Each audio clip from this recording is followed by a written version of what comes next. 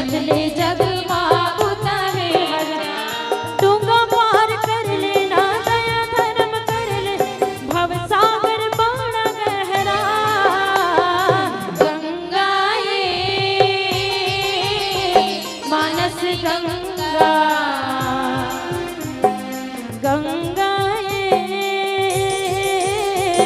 मानस गंगा।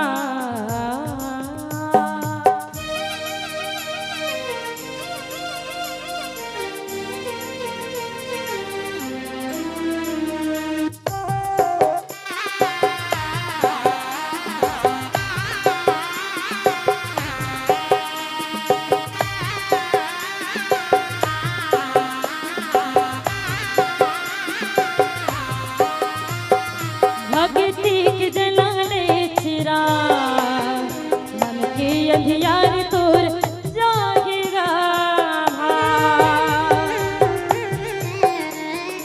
लगे हाव चोला मदा निर्मल हो जाए तोर मन के विचार। भक्ति के जलाले चिरा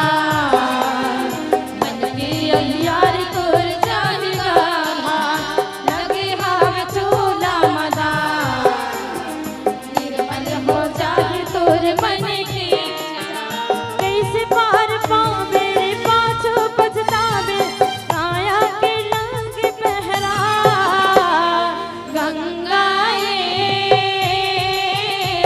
मानस गंगा गंगाए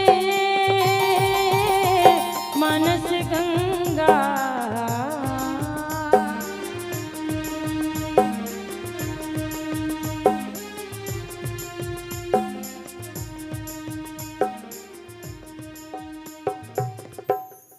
बोल सियापति।